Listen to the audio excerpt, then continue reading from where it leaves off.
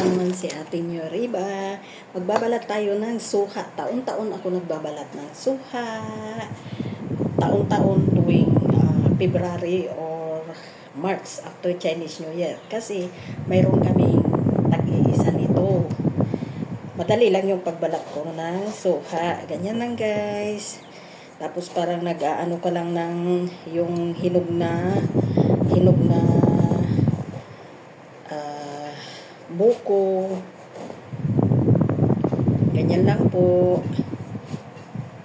Apat siya. Huwag niyong diinan kasi ayaw ko siyang masugat.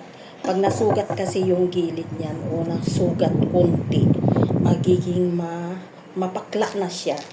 Kaya yung ginagawa ko, hindi ko siya dinidiinan para hindi masugat.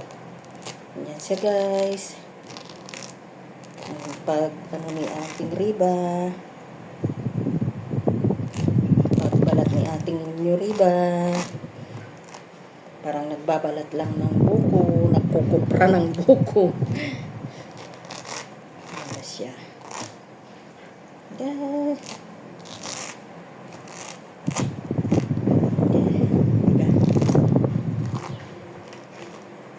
Pwede nyong, yung balat niya, pwede nyong ilagay sa kwarto. Pang alis ng amoy. Kaya lagay sa kusina. Yan siya. Ang ganda.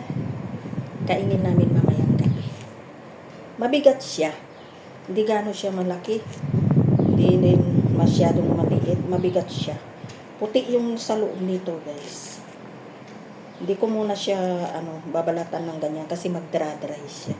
Ganito lang siya. Thank you for watching.